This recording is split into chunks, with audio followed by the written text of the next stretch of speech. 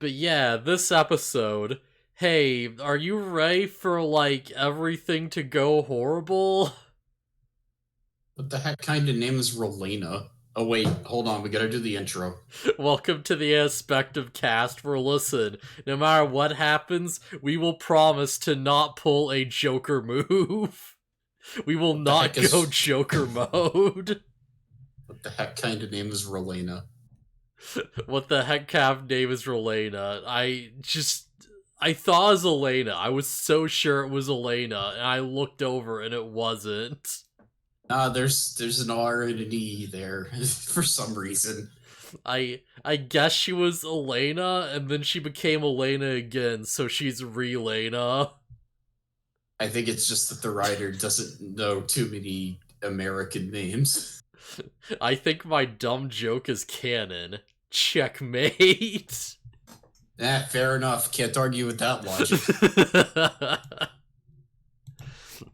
So yeah, the mysterious Men in Black dudes that Thoma went with were dudes working for his dad.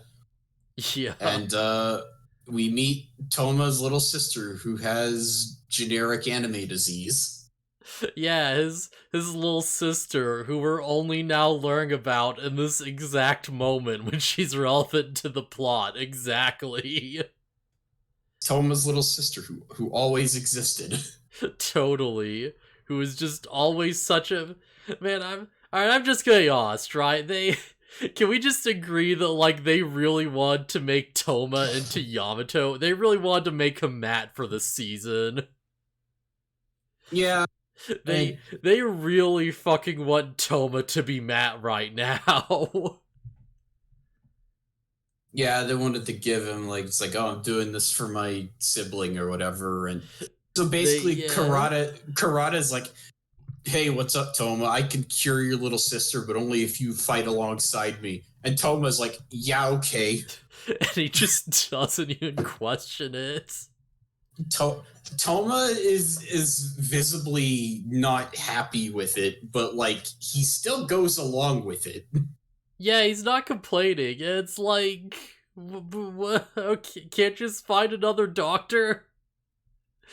I don't know, man. I feel like there's probably are people in the world who might be able to do something, you know. To be fair, I feel like as like affluent as Thoma and his family are, if such a thing were possible, they would have found it. But Karada's probably got some digital world bull crap that'll fix her. Yeah, this getting food so mystery. Hi, Dan, sister, weird nothing until now. That's like part of what bugs me, cause it's like, oh, if it's like some digital world thing, like, yeah, get into that. Be like, oh, yo, she's contracted a disease from the digital world, so you need someone who specializes in that. You know, be like, oh yeah, there's a wild Digimon who carried something over, and that's why she's sick. You know, give her like some weird data effect, and I'll be like, oh, okay, so this is why we need Karada, right? I think that's too. I don't know. I think that's silly. I think it makes more sense if You it's just say like there's Digimon with like advanced medical technology, like know-how and stuff. Like they're like yeah. Digimon are literally made to be vaccines. So I think it makes more sense if Karada's like, I figured out a way to like distill vaccine Digimon into like a cure. And you say it's silly, this literal exact thing happened to Yoshino. Like, it literally happened to another main character. Yeah, but Yoshino was in the digital world. Yeah, but they could, like, have ways to pass it on, you know?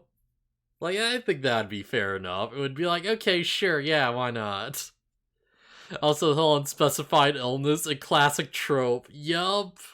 Unspecified illness and like random family members out of nowhere, so the rival character can join the bad guy for seemingly no real like tangible reason, and then like have zero qualms about any of the moral things they do and just be evil for a bit, so that the hero can go and have their dark side like just low point moment It's like, holy crap, they forced so many of these into one episode. I don't know what this. Just I don't know what this says about me, but I don't think Masaru should have triggered a dark evolution. He essentially triggered dark burst mode, yes. and it's like It's extremely forced. Yeah, and I'm like, why? Masaru is entirely justified in his rage. I think it's because it's like, okay, so it's like, hey, Thoma just betrays the heroes and joins Kurata, and it's like, okay, hey, don't you want peace? Alright, do this, and I'll help your sister, I guess. So yeah, go and fight Masaru, and they have a fight, and like, you know, Thoma is just not explaining literally anything. No, of course not. Just literally nothing. Zero attempts at, like... Man, that's... I had to talk about this crap, because this also bugs the crap out of me. Because it's like, why the fuck would you say something, if nothing else, just to, like, create drama? Why are you, like, doing the rival thing, and then actively avoiding giving more drama to the scene? Yeah, because it's like Kurata can...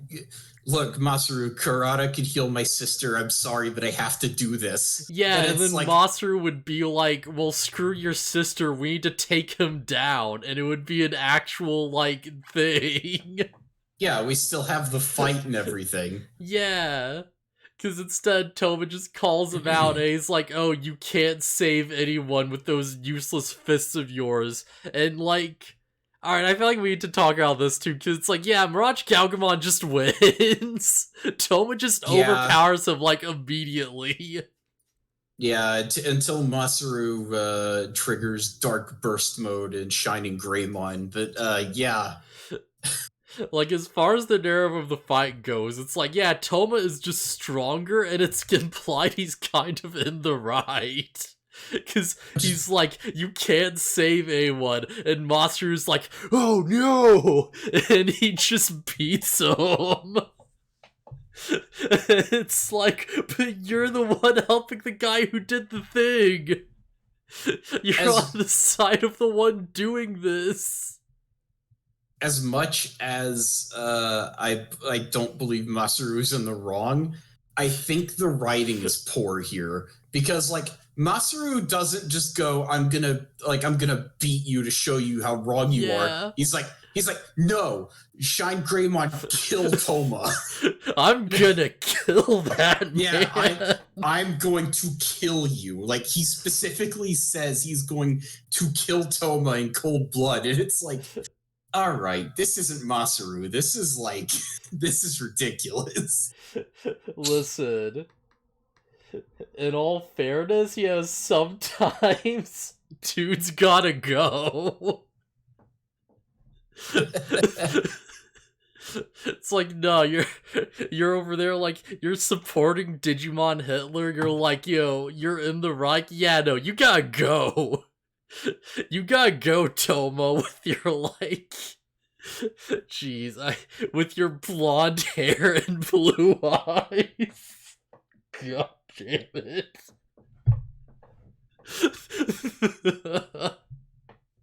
But yeah, this is really forced. It's man.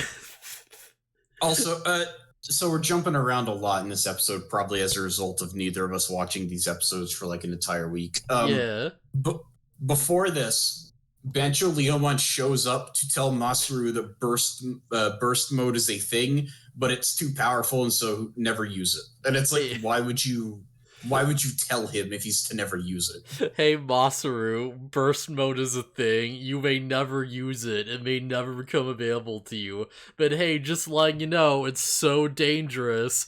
It's like, I sure hope that doesn't come into play later this exact episode. I think this is the worst quote-unquote dark evolution scene so far. It might be, actually. Well, I don't know. I'm trying to think now, because it's like, alright, hang on, let me like think through this for a moment. Well, I'm thinking up to this series specifically. Like, okay, so, yeah, up to this specifically, sure. Skull Greymon was good and iconic, and it was the first time it happened. Skull Greymon was fantastic. Braveheart literally, like, fades out and leads into the bad Digimon theme. It's fantastic. I love it. Yeah. I don't think we get a specific Dark Evolution in 02. Do we? No, I don't think No, so. no, there's not one. They just have dark moments, which is a bit different. Yeah. Yeah. Tamers has like basically a legendary Dark Evolution moment where it's like Oh, yeah. freaking Megidramon. It's like, yeah, all right. Like, Takao's whole, like, thing of, like, oh, but Wolf Gilmon's just data is, like, it's our state, well, it's a bit goofy, but yeah, no, the actual evolution, the actual, like, fight and stuff itself, like, everything about that is just, like, that's, like, top tier, that's, like, just S tier stuff, you know? Yeah. That's, like, the like, standard. Yeah, I think for me that Dark Evolution is so good because it's like his normal evolution is like this gallant, heroic, like knight who like fights Yeah. for justice and everything, and then like his Dark Evolution is a psychotic dragon whose mere existence destroys the digital Yeah, world. it's like just existing is messing up the planet. It's like there's all warning sirens going off. It's like they really sell how big of a deal this is, how big of a threat is. Even though it's like, even the context of the episode, like, Megidramon is losing the fight. Like, Yeah, just Beelzebub is doing his thing, but it's still just super dangerous for this thing to just exist. Which is just such a good middle ground. You know, you sell that it's like, oh, it's so powerful and destructive, but it's also like, this isn't even going to do the thing you want to do. You just created a problem. Yeah, also like Megidramon, pure existence, destroying digital world. But in an actual fight, he's not as good because evil's bad. Yeah, exactly. Gallantmon is better at fighting because he's good. He's a hero. Yeah, he's like, to put this into like, us isn't really canon, but it's like Gallantmon's more focused, right? You know, like Megidramon's just putting all his power out like all over the place, and Gallantmon's like, no, I've got armor, I know what I'm doing, I'm gonna like hit you with my weapon, you know, I'm like focused on beating you, not trying to literally like, destroy everything. Yeah. And then Beelzebub loses to Gallantmon, but then Beelzebub turns good and he gets stronger. Yeah. Because he gets blast mode. Oh man, yeah. Although it is really goofy that Gallantmon can't fly, and they have the episode where they're like, "Oh hey, you got the jet thing, so you can fly now. You went with the red whatever the crap, the like reference to medieval folklore." But yeah, it is kind of silly, but it also lets Gallantmon Crimson mode exist, which is cool. Yeah, the Dunes of Wild Beast, the Knight's more focused. Yeah, that makes sense, yeah. Like, all ties into this whole thing we've had before, where it's like, I may have just waited a second till, like, I may have just not noticed it first time, but whatever. But yeah, it all ties into this thing we've kind of, like, seen before, where it's like, oh wait, we responded to something else? Whatever. But it ties into this whole, like, arc that Takao's had before, where it's like, oh, each time, like, Guilmon evolves, he gets, like, even crazier and scarier and, like, harder to control. And it's like, that ties into the whole Megidramon thing, and it's like, oh, alright, yeah, this is, like, the culmination of all of his worst, like, nightmares, and, like, everything he was afraid would happen by, like, gaining power. And it's so good. It's so fucking good. You could say that like Megidramon, like because of Guilmon's virus typing, you could argue that I think Gallantmon is still a virus type, but you could argue that it's like Megidramon is like his intended path, and Gallantmon is like his focused, trained, righteous side or whatever. So there actually is a cool bit of lore. Chaos Gallantmon? Yeah. Apparently Chaos Gallantmon and Megidramon are, like, technically the same entity. Like, there's Ah. descriptions where it's like Megidramon is like the shadow of Chaos Gallantmon, and that's like, based on who's looking, you might like see one form or the other or some crap. Which doesn't make a lot of like physical sense, but it's really, really cool. So it's like, yeah, technically he may have actually turned into a Gallantmon, but like, yeah, because he was in that moment, he just had the more bestial form. Yeah, I'm reading on the wiki right here. Yeah, okay, that's pretty cool. I like the idea that Megidravon and Chaos Gallantmon are one and the same. Yeah, yeah. It's like you get into the card game and there's a bunch of stuff where it's like, there's like Megidramon cards that literally have like this card is treated as Chaos Gallantmon. Pretty cool. So it like works with like, Guilma effects and like Chaos Gallantmon stuff and like other things like that. Yeah. Um but yeah, continuing on, Frontier had what's it? The big bird that what's his face turns Yeah, into. does Duskmon and like Velgamon really cast Dark Evolutions? I guess they Not would. not Velgamon, but or wait, or is the bird The Velgamon? bird's Velgamon, I believe, yeah. Okay, well, I mean, considering that's like the pure evil version of like instead of turning into what he's supposed to turn into, he turns into that. I'd consider that a dark evolution. Uh, I don't know if I would, but to be fair, Frontier does have something similar, which is like, hey, every time someone gets a beast spirit, they go wild. True. And you know what? Similar feel. Just like Richamon going nuts. Not quite a dark evolution, but you know what? Yeah, I think that's like the same vein. I think that's like related enough.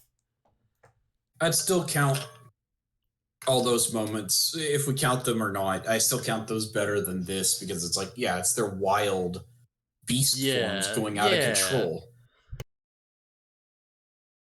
It's This like a is better execution of the bit of like, okay, yeah, you're like seeking this power because you desperately need it, but like, what's the cost?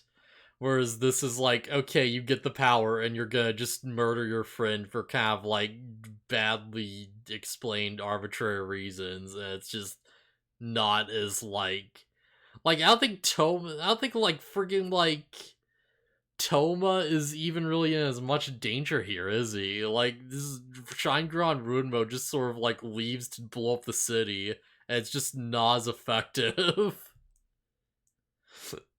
uh, yeah, we go through all those, and yeah, I agree. Frontiers, quote unquote, dark evolutions are lower than the other two. But it's still probably better than this, which is Masaru turns into a person he previously was not shown to be, and Shine Greymon goes crazy. Was there like a Dark Evolution Digimon Try? No, right, yeah, there was. Oh, Phaimon Fall Down mode. Yeah, that one was kind of lame. That one was stupid. That one was like Kari just loses her mind out of nowhere. Like I get, I understand it. Like emotional moment, Tai might be dead, but she goes into immediate. Oh no, my Digimon is evil now, and it's going to fuse with the other one, and they're going to destroy the whole world. Yeah, that's true. He did mess up Mirage Galgamon. Also, yeah, the other thing. Yeah. It's like freaking try. Ugh. Why is Try just like the worst at everything? Tired of talking about try. Oh no, my brother fell down a cliff. I'm gonna kill everyone. It's like, There's you don't want to like confirm this or be in denial or anything? Just yeah, straight it, alright. there's no way he could have possibly survived it. I'm gonna go Joker mode. I'm gonna pull what we call a Joker move. Yeah, try infamously writing female characters really badly. Well, Cliff, I guess you have to die now. Just starts punching the ground. Then the whole mess with Ordinamon. Bleh. Oh god. Oh no, I'm scared Agumon might get hurt. Time to murder a billion Digimon.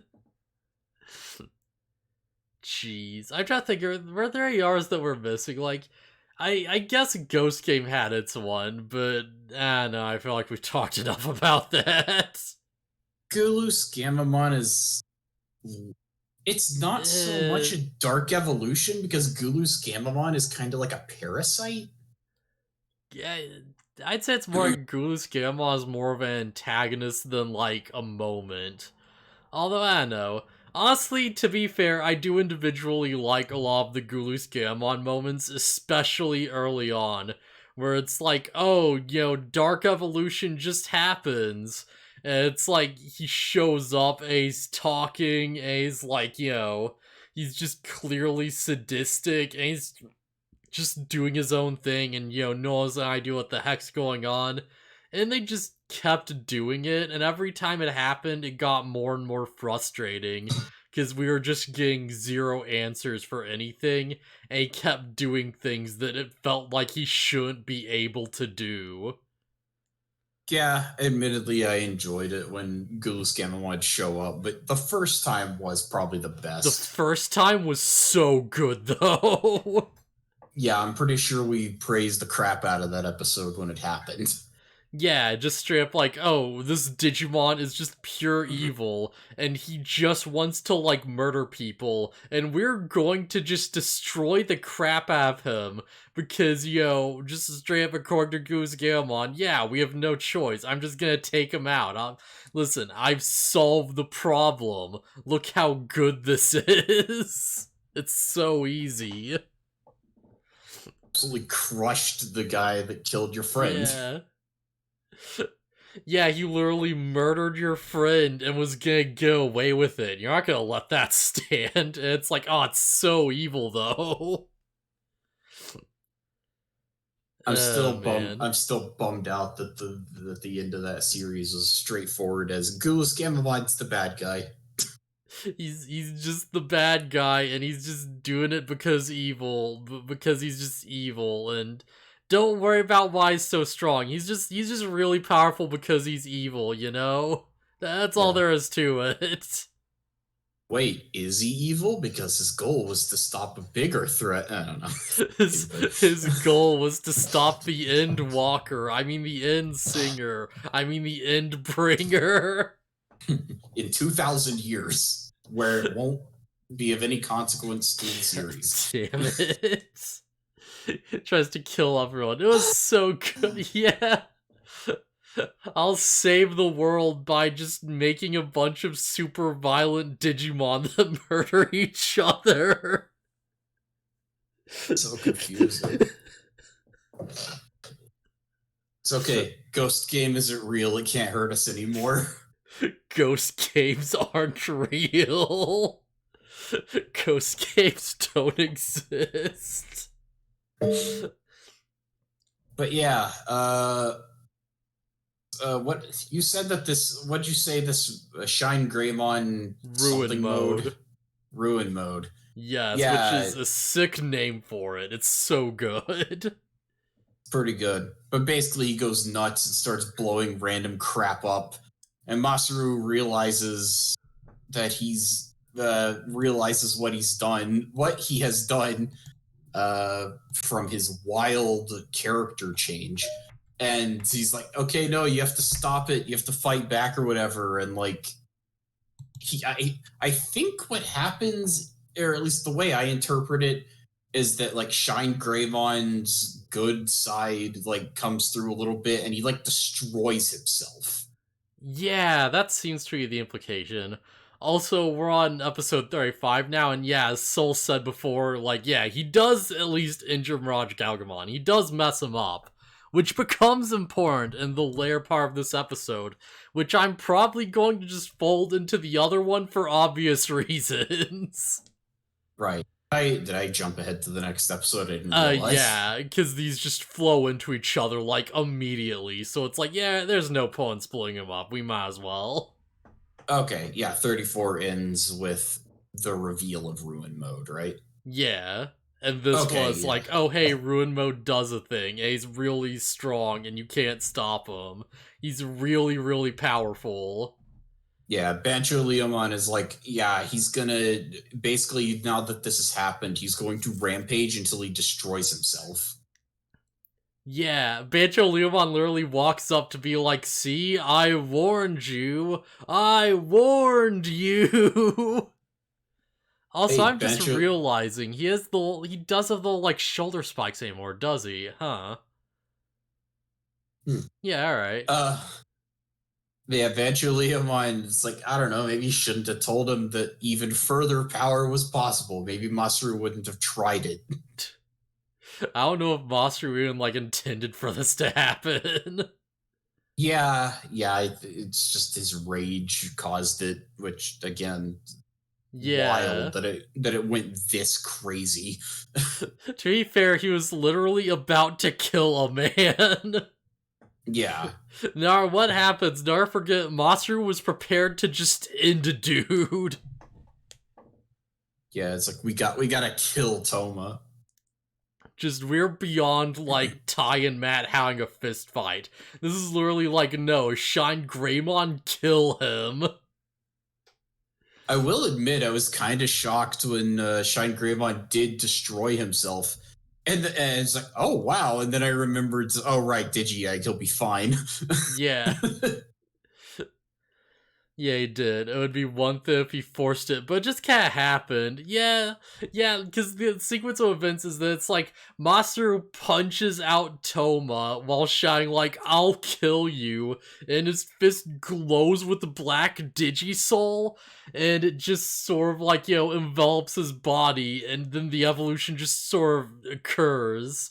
So it might just be like just really convenient timing that like Bancho Leomon told them about the thing and that it became relevant immediately afterwards. It also sets it sets a precedent where it's like, okay, maybe never use this. It gives the impression that like, oh, you have some negative emotion within you right now. Yeah. It corrupts the burst mode. Oh, listen, man, like, the big thing is that this is anime. So, like, Yeah, of course, yeah, Big Bad's gonna show up and we're gonna need this again. yeah, they're gonna get their burst modes later, and they're gonna be big fights where they do it and they're not evil and whatever. But it's like, I don't know, the writing is kind of stupid here. Yeah, we was market burst mode, so let's tell them about burst mode. It's pretty lazily done. Yeah, this could have been so much better. Like, the frustrating thing is, I don't think it would even take that much work to make this better. Like, it wouldn't even take that much effort to just, like, clean up some stuff, like, introduce some of these concepts to it early on, and, like, make this actually really shine really well. Just, like, like, play up how depressed Masaru is after all the Digimon died, have him, like, really blame himself for it, have, like, Thoma just get really, like, angry and personal. Or that's not, like, as much angry and personal, like, have Thoma just doubt himself, have him, like, call out Masaru more out of, like, just frustration than anything else, like, it wouldn't take much to subtly change this, and without really changing any plot beats, just like make this so much better, like immediately. I know, I know how to fix it. Yeah, shoot. Have Toma change sides before Eldoradimon dies, so that he's directly Yes. responsible for helping Kurata kill Eldoradimon and its inhabitants. Ah, that'd be perfect. Then Masaru has way more to be mad about. Yeah, it's like cut back a bit, before Eldoradimon, like, they're in the battle, they're doing the thing. He's like, oh, the bomb, they're all trying to stop it. And like Thoma, like, looks over and Kara's there and he's like, hey, we need to talk. And like the Elder Ramon thing happens and Toma's on his side and you just don't know why for a bit. Yeah, Yeah, and yeah, then we get this episode, or rather the last episode, and it's like, oh yeah, yo, Thoma goes to see Kurata, and he's like, okay, yeah, about my sister, and they like explain the deal, and it's like, because he's already on the side, we don't have to like jump through these hoops to like assume things that, Kurata specifically isn't saying. We can just be like, okay, Kurata must have made a really good argument for this off screen, and like maybe we can just, assume that instead. Also, it would have made a really good, like, sudden twist, like, change of side or whatever. Yeah, there's a plot point in the next few episodes that wouldn't make that work, unfortunately. That's a bit of a shame, but you know what? At least we tried. I mean, we'll see.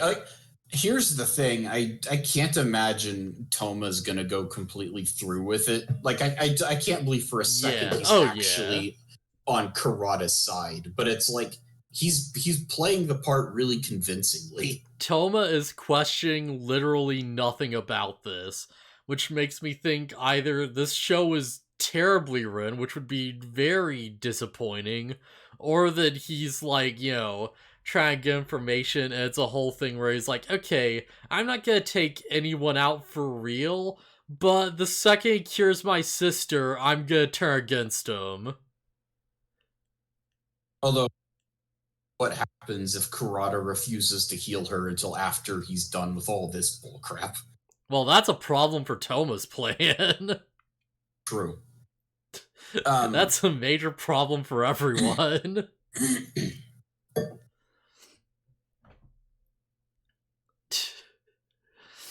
Not a But great yeah, plan, Thoma. Yeah. Shine Greymon eventually does rampage and destroy himself, and he reverts to a Digi-Egg. Yeah.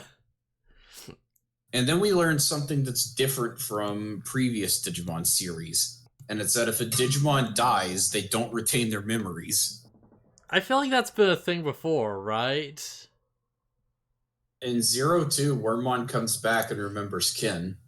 Yeah, but outside of that, I feel like there's I been a mean, few instances where it's like Digimon's died and it's like, oh, they won't remember anything of what happened or whatever, which I don't I, know. th- I forget if that was ever directly established anywhere or not, but that makes sense to me at least. it could just be that Wormmon is a weird exception to the rule for some reason, He for might plot. just be a weird exception because of the crest of kindness or whatever, and their bond or whatever the crap. Yeah, because I think in Ghost Game, it's implied that Bokomon would indeed be revived, but he wouldn't be the same Digimon anymore.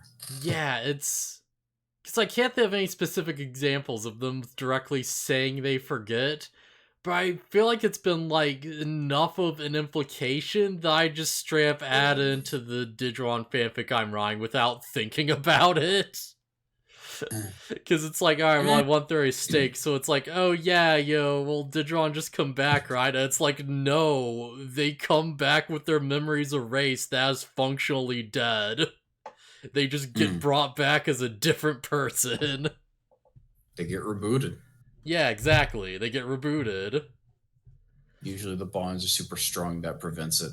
Yeah, so Yeah, okay.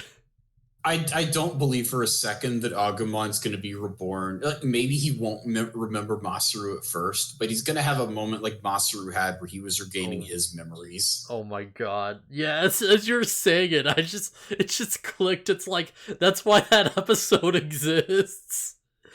There's gonna be like, oh yeah, see, we can overcome getting your memories erased through the power of friendship, and they're gonna go all in on even harder, and it's gonna be the dumbest. Oh no.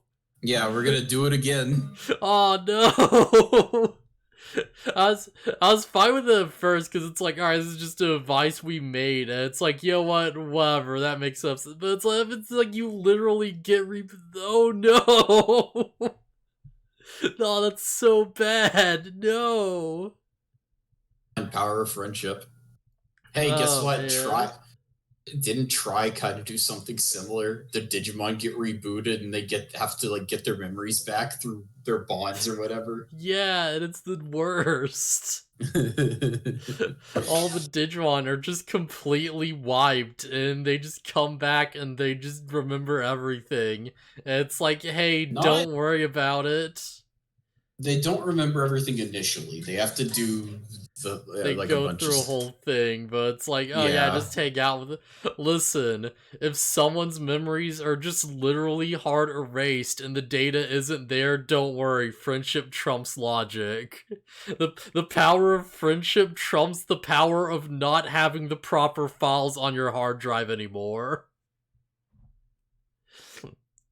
You have erased it, you've dragged it into the recycle bin, you emptied the trash, and then you rebooted your computer and did a complete hard drive wipe. But don't worry, it's still in there somewhere. Friendship, man. Oh jeez. Oh Um no. Also, continuing our trend of jumping all over the place, they just have like a hideout on the docks here, like in just some random warehouse. Yeah. I thought you were gonna Uh, talk about freaking Karada's hideout where he's just got Belphamon in a tube just chilling. And he's like, oh hey, look Thoma, here's this secret, like, just sealed demon Digimon that I literally revived out of curiosity that I'm gonna use to take over the world. And Thoma's like, oh yeah, that seems cool, bro. yeah, Karada's literally like, yeah, we found a giant tomb like to house something, but Digimon don't die, so why would they build a giant tomb? And and like he opens a box that has like a seal on it of some kind. Like the Digimon went out of their way to keep Belphamon locked up. You're helping someone who wants to genocide all Digimon, who is like trying to revive a literal demon lord, and it's just like, oh yeah, this seems fine. Yep. Meanwhile, Ikuto sneaks his way into the facility and eavesdrops on all this. If there's ever a moment for Thoma to be like, wait, are we the baddies? There's a moment for him to stop and object and be like, wait, hang on, you're gonna do what? And he's like, just have be like, I thought the plan was to just, like, stop Masaru and then, like, you just leave for the digital world. Why are you trying to take over the human world, too? Yeah, yeah, that's a bomb drop. Karada's like, oh yeah, destroy the Digimon, whatever. I'm going to rule the human world. Kara's just gone full mad scientist. Yeah, honestly, not even like that logical of like a jump, because he's like, you know what? No one can stop me. Why not? Yeah, Karada's already crazy. Yeah, he's like, you know what? I could be a god. That'd be fun. Jeez. But yeah, there's a big fight minus Masaru because he can't fight. Where they have to try to protect Ikuto and Yatagaramon from Mirage Galgamon. Yeah, my sister's more important, damn it. Yeah, screw your Digimon. They can all just die for all I care. I mean, I understand the idea of like his direct family being more important, but also like it's not a heroic trait to be that way.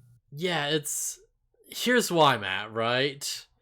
I think it's a fine motivation. We just need to, like, really build up to this way more. I mean, I think they really want to sell us on the idea that Thoma's really turned to the bad side, but I don't Yeah. actually believe it. Like, I've been watching through, sorry about that. I'm watching through someone react to Attack on Titan and just re-experiencing that again. I am more than okay with people doing really horrible, shitty things for bad reasons if it's at least interesting. This is literally just feels like it's just a plot device. It's just a pure plot convenience. Like, this is like Thoma just got home and he found out his favorite lamp was in danger. And he's like, okay, fine, I'll help you, Kurata, if you can fix my lamp. And that has about as much significance to us as anything else here does. Like, we need to be, like, taking those early episodes to, like, actually establish this sister and be like, oh yeah, Thoma actually, like, has a deep connection with her and, he'll do, like, anything to save her and, this is, like, a big thing he's constantly worried about behind the scenes that's, like, even though he seems all logical, this is, like, this one emotional weakness we built up, kind of like Matt. Kind of like how we did that with TK, and it was the major, most defining part of his character, was that he was, like, really emotional about his little brother. It was just an emotional, like, impulsive guy in general, so that when he starts, like, being a rival and fighting Tai, it actually feels kind of genuine.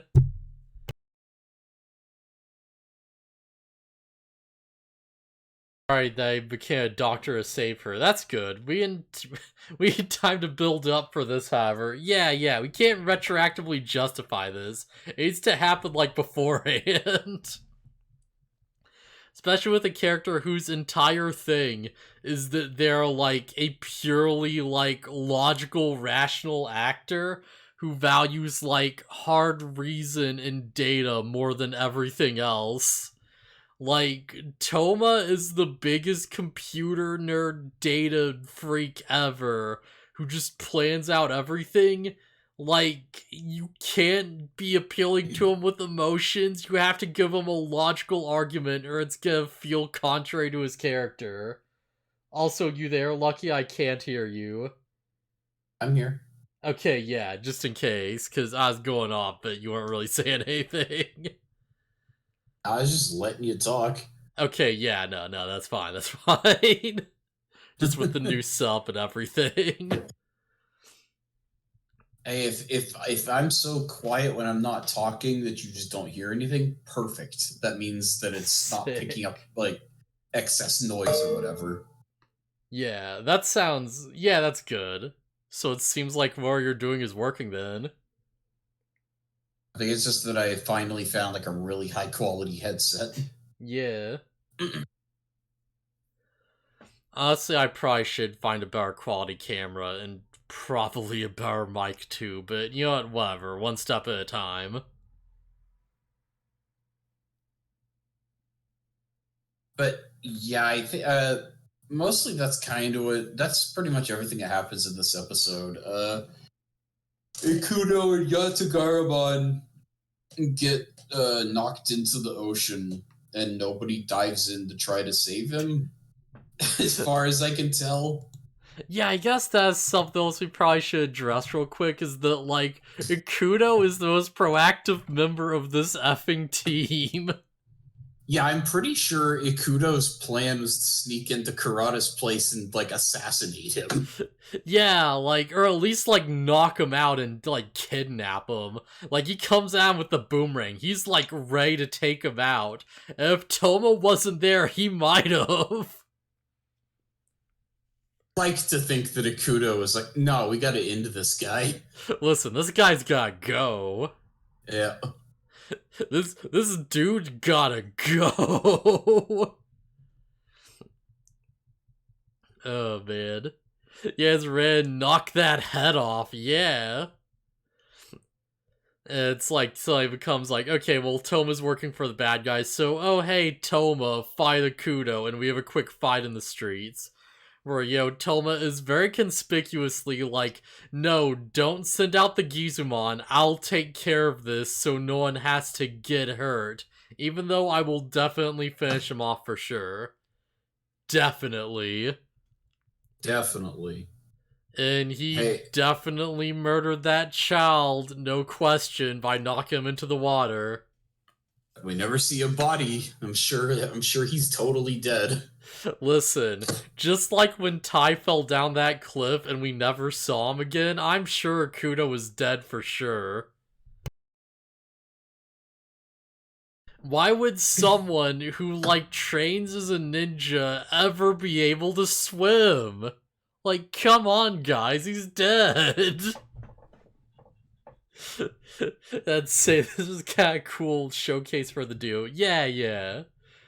Yeah, there's a nice moment where Kudo, like, notices that very conspicuous injury on Raj Galgamon's arm. And an actually really smart move. He's like, oh yeah, target that wound. That's, like, our best shot actually hurting him. And it kind of works. Right. One Yeah. retains an injury from when he fought Shine Greymon. Which is a whole other weird thing. It's weird that Digimon are like de-digivolving and then evolving and keeping their injuries. But you know what? Whatever. Fair enough. It's a fun moment. Yeah, doesn't Ikuto hit it with his boomerang of all things? I think he does. And it's just so messed up that Mirage Galgamon just actually gets affected by it. Yeah, that's kind of silly. Yeah, it probably should have been like the bird or something, but you know what? Fair enough. And Kudo fights with his partner. What are you doing, Thoma? Still waiting for Ravemon. Man. Ravemon's gonna be so cool. I really hope he gets here sooner.